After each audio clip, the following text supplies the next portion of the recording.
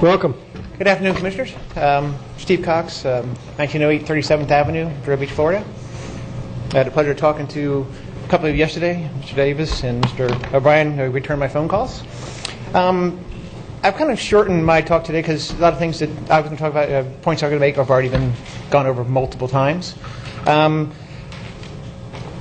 years ago, I started the first kayaking touring company in Rip County. Our main focus is we take the locals and tourists out on the lagoon, thousands of them every year. We focus on educating them about the lagoon, about the ecosystems, how it works, how we can help it. 10, 15 years ago, I was talking about fertilizers. I got people from Johns Island who stopped using fertilizer on their yard when their yard came right up to the water's edge. So it's something that's ongoing. The last 10 years or so, we've really started to see a decline in the amount of wildlife we see on the tours. And just in the last 3 or 4, it's dramatically dropped. We're seeing less every day. We're seeing less birds, less manatees, less dolphin, less fish. Everything is just completely changed. Now, with all the health issues in the lagoon is having, we have to persuade some of our clients that it's okay to go in or on the lagoon. The news about the health issues of the IRL have made the New York Times newspaper. I've had some of my clients who live in the Northeast who come down every year, bring their families. We go kayaking in the lagoon. They refuse to go on the water. Not in the water, on the water. Because in kayaking, we get a little wet. In boating, you're a little bit up, you don't get wet. We drip a little bit of water on ourselves as we're paddling, so we get a little wet. But because of the issues about the lagoon, they're worried about their health, so they don't even want to go on it. So now is not the time to do anything that could harm or cause any harm to the lagoon's ecosystems. As we've learned from what's happened to the Everglades, it's easier and a lot less expensive to protect it first than it is to try and fix it after the damage is done. We've seen that done many ways. Another example is you can look at the Army Corps of Engineers has a history of doing just that. Just look at the Kissimmee River. We took out the curves to make the water flow faster, put more pollution in Lake Okeechobee. Now the south part of the lagoon down in St. Lucie and Martin County are dealing with the pollution coming out of Lake Okeechobee. So they are still trying to clean up that mess. One of my jokes I sometimes do on my trips, I refer to the Army Corps of Engineers as the people who work there as job security for their children. And I made that joke one day on one of my trips, and one of the guys looked at me and goes, you know, I understand that. He said, my father works for the Army Corps of Engineers. I do now too. I'm working to help correct an issue that my father created on one of his projects. So it's an ongoing thing that we see happening with agencies like that. Excuse me. I get a little nervous when I don't talk to. If you put me in a kayak, you can't shut me up. I'm a little nervous up here now. I got to slow down for a second so I can just get my breath here. One of the things that Mr. Davis, you brought up this point earlier, asking about the ditch on the south side of the canal. That was me that brought that up. I wasn't talking about the two ditches that were in Mr. Sykes' video. The one I talked about is not visible in that video. It's completely covered by mangroves. It's right in that first. It's 3 to 4 feet off the road. It's well. It's right there along the edge. Okay. There's a berm on the other side of it, on the south side of it. Okay. I didn't walk the entire berm, but it looks like I walked a good stretch of it. I had to fight my way through the Brazilian pepper and stuff to get in there, but I walked down of it, and it didn't seem to connect into the other ditches. It may further west, but I couldn't. At one point, I had to stop.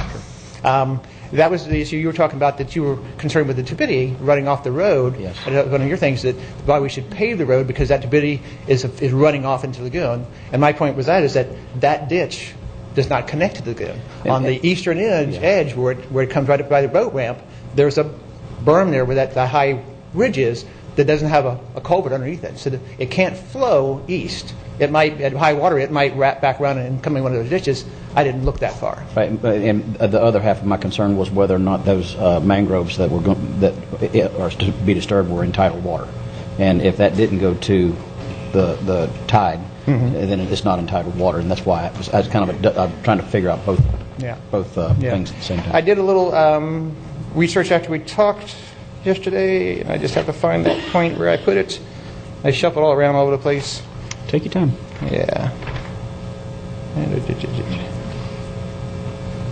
Well, what I found, I'm not finding where it is here. Oh, here it is. I did some research on turbidity effects.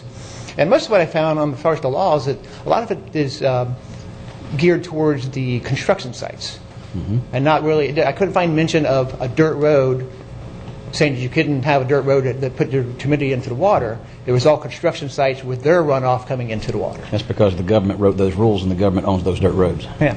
Well, but you stated that the law required you to do the paving because of the turbidity. No, and that's why I couldn't find the law. Yeah, no, if that were a private corporation or something along those lines, I'm convinced that what I saw down there during this rain would be a jailable offense. Somebody would go to jail for that turbidity to go into that body of water. Okay.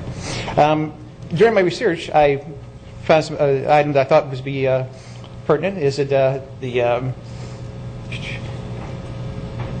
the turbidity in a mangrove marsh can and will be beneficial to juvenile fish as it makes it harder for predator fish to see them. Doesn't have an adverse effect on the fish, but it gives them a little more chance of, like, I can't be saying, yeah, it gives them camouflage so their parents won't eat them. Alligators do the same thing. Males do, not the females. Our conversation about that, though, was more about the seagrass and the sunlight and what the effect that the turbidity had, not on the variety. But that's a good point. But as we said, everybody said before, if the turbidity running off the road is an issue for the seagrass beds, then why are they so abundant? Why are they so lush? Do you think they could be improved at all? I mean, that's several times I've heard that same question, and I can't help but think that, okay, if turbidity is bad for sunlight is good for seagrass. If we stop the turbidity from the muck and stop the turbidity from the runoff, could it not be improved? Possibly good. My thought on that would be a lot of that runoff is going to be short term. It's going to hit the water. It's going to settle out pretty quickly. As far as I'm not a scientist, but what I know about seagrass beds is they need sunlight to grow.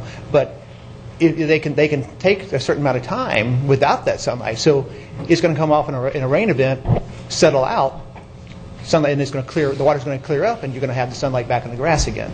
So it's a short term effect, in my thought. I was going to use this saying, but Dr. Edie Witter beat me to it. If it's not broke, don't fix it. The ramp was broke; it needed to be fixed. You've taken care of the ramp.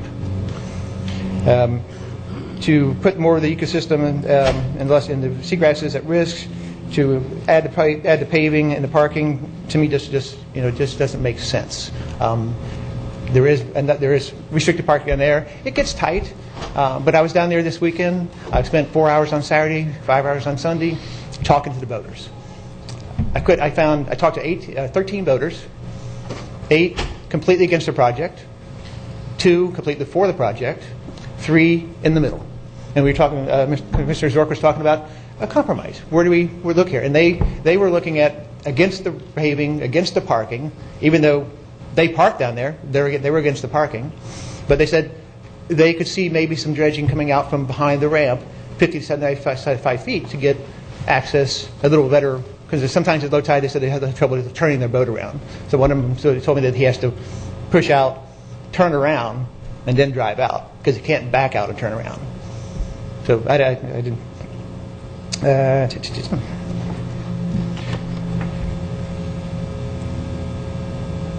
The other thing, I'm going to skip over all that. I'm going to change subject, not change subject, but earlier the county staff, and we talked about the stormwater pond, and the gentleman staff that answered earlier didn't ever say pond. No. He said that there was a treatment area to the west. Right. And that the pollution, according to the county plans, it's referred to as stormwater pollution prevention plan. So by the word pollution being in there, it tells me there is pollution coming off the paved road. Absolutely. And that surprised me. I didn't realize that the intersection of Oslo Road and US 1 was draining that far there. I didn't realize I don't see it draining down that far. I mean, when you drive down there, that road is... I mean, think about it. Where's the lowest spot? And that's that's the highest spot. I mean, it has to go that direction. It's not going to go across the Florida Ridge back to the west. But there could be something down there that we haven't seen. I didn't walk the whole area. There could be something down there where that water doesn't make it all the way down to those ditches that are tidal. Well, I remember seeing some signs, and I forget who did it, but basically all canals lead to the lagoon. And I remember seeing the litter and that with That's the a ditch, snook not on a it. canal. No. Yeah. That refers to everything out west. There was an old saying I heard somebody say is that if you put something in the canal at the Edinburgh Mall by 66th Avenue, it's in the lagoon in 4 hours if the water's flowing. And that's just crazy. But my point on that is that he also went on to say that the plan that they have in effect will treat 1.5 to 2 inches of rain over a 72-hour period. As we all know, in Florida, one rainstorm in the afternoon will drop 4 inches in an hour. So where's the other rain going to go the rest of those afternoons for the next 72-hour period? It's going to overflow and flow directly into those ditches and make its way to the lagoon. Does that make sense? I think that's a little heavy on afternoon thunderstorm and frequency. Well, I said can. It's not every day. But yeah, but we had a wet month and we had 9 inches. Mm-hmm. And so, that would be a localized rain. Half the rain in 24 hours there of one of our wettest months. Mm-hmm. So I think really, even if it's 2 inches, then you got 6 inches in 3 days. Right, but I think the strategy there and why they have that is any contaminants on the road, be it gas or oil drippings, generally come off the road in the first half inch of water. After that, there's nothing left to come off. So if they can treat that first 2 inches, that's where the contaminants are going to be coming off. After that, it can rain 12 inches, but there's nothing left to come off at that point. So all of the, and these are the same stormwater rules that every subdivision has to follow. Every road, 66th Avenue we're building, it's all designed to the same thing, that whatever that first half inch is coming off the road, that's what you really were trying to capture and treat. And after that, it's... But if we have a morning thunderstorm, the road dries out, people drive on it, you get the road tar on there again, and then it washes off. So what you're saying is true, but it can be... And Steve, we can debate that forever. I know. I'd make the argument that in that 1 hour, the car that drives down there... Yeah. My other point on 30,000 cars going by Oslo Road on US 1, you're talking about a billionth compared to what's going down there. Yeah. So my only thing that I read, and I couldn't find it, but I looked for it last night, is that the scientists at Harbor Branch Oceanographic Institution that have studied dolphin in the lagoon, and I read this report one time, that they find road tar in the dolphin tissue. So it is an issue for the lagoon. It may be little, it may be. That's what we're looking for here. Can't think of it, but it's there. It's a dolphin. The dolphin are an indicator species in the lagoon. So if they have it in their system, it's got to be a large amount in there for it to get up to them. So it has to be affecting everything else on the bottom, going down the food chain. My other part was, which I kind of picked up as we were going along during today's talk, was the mitigation project up at Joe Airman Park. Is that where the mitigation is taking place for this project? Yes. Okay. Is that the same one that was done earlier, years ago?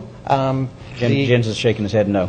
Who's that? Jens in the back. He was shaking his head no, that it's not. It's not the same location on Yes. Joe Airman? It's a different part of over Joe Airman? He's saying it's got to be true. It's a different island. When we had the clack going, we were part of the Can you come on up to the microphone front? Well, there's only one Joe Airman Park that I'm aware of. Well, he was on our CLAC, which is our Conservation Land Advisory Committee. 2525 14th Street, Bear Beach. Yeah, it's. I want to say it's the next island to the north, but I'm not exactly sure because I haven't been there since the CLAC was there. And the island was basically cleared Brazilian pepper and Australian pine, and then new native material was added on. That has not happened, to my knowledge, in my 60 years here in Indian River County, has not happened on Joe Ehrman Island. It was a partially spoiled, partially natural island, and when I was a kid, we camped there, and it was Australian pines. You know, we burned it for firewood and lit the pine needles on fire. You know, and Brazilian pepper. So it has not had any restoration work done whatsoever. Thanks, Jens. Well, there was all those after 2004 hurricanes. There was a clearing on Joe Ehrman Park They cleared from where the docks were, on the photo, from the dock. The boardwalk used to go all the way out through there. Somebody burnt the dock for firewood one night. But that area, all the way from there, from the Joe Aaron Park, all the way to north, was cleared, and all the invasive species were taken out. And I was told that was a mitigation because of one of the Oak Harbor developers. I may be wrong in the name, and if I am, I apologize to Oak Harbor. Actually, that park is pretty active with kids on the weekends. They burn down the pavilion every other. Is your microphone on, Joe? Yeah, they burned down the pavilion, and after the hurricane, we cleared so people could get on there like we did many parks. Mm-hmm. So it's not, that was after the hurricane. Was it a mitigation? Is that what you're wondering? That wasn't mitigation. There's a mitigation sign on usable. there now. Because it's got, a lot of people go there in the weekend and camp. Yeah. A lot of teenagers, I think, and we do have a huge we take a lot of garbage off of that park every Monday morning. I understand. I know. How far did you clear? Oh, I don't know. We just cleared the area because all the trees fell down, and we. Well, this project cleared all the way to the north end, to the north point by the Gifford Cut. And Joe, I think Beth Powell from the county is the one who told me this. Yeah, Joe. Sorry, Beth. Didn't we have to do some mitigation from Spoonbill that we did on Joe Ehrman, and we did it on the western shoreline? I think here comes Roland. He'll be able to explain all the mitigation we've done on. Yes, my point problem is if it was Jordan before and you're going to use it again, then it wasn't maintained. It was just to drop the ball and everything grew right back. Joe Ehrman's bigger than the 18 acres. So yeah. I just assumed you were talking about Joe Ehrman Park. It's kind of like a checkerboard. You do if you have 5 acres, you do it here. Then we have 18. We're going to do it here, but it's not redoing the same previous site over and over and over again. My point being is that one site was done before, but then it was dropped. And nothing has been done since on it. It's been sitting there. All the Australian pines are growing back up. The pavilion pepper's growing back up. And there's a mitigation sign there. But let's try to answer that. Yeah, okay. If we're doing the same place twice, that's legitimate. Or if you're not doing the same place twice, you need to go back and fix that one. Yeah. I'm Roland DeBlois, County Chief of Environmental Planning. There's been 2 mitigation projects on the Lost Tree Islands, one of which is Joe Ehrman Island. On Ehrman Island, when you have the public access dock and pavilion, there's an area north of that was part of a mitigation project a number of years ago where Brazilian peppers and Australian pines were taken out and was planted with high marsh vegetation. The other area that's out there on the adjacent island to the west, which is Duckhead Island, at the north end, that's the Spoonbill Marsh mitigation the county did. And that's been recently, recently redone, remaintained, which included lowering the elevation so that you'd have the natural grades to support wetland species in there. So there are those 2 projects. The proposed mitigation for the Oslo boat ramp would be south of and adjacent to, I believe, the Ehrman Park mitigation.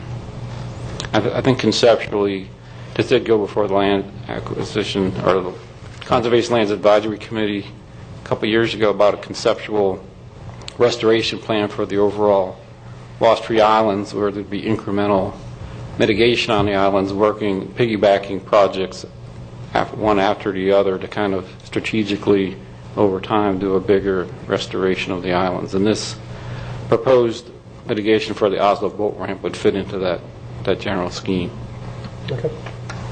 Did that answer your question? So it's a different section of Joe Ehrman Island? Is that what I heard? Yes. It's not the same area right where the boat ramp and the pavilions are? Correct.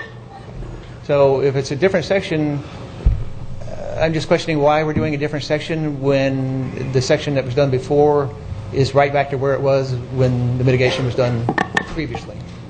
And I don't know if it's right back to where it was before, but it is something that should be looked at from a maintenance standpoint. Okay.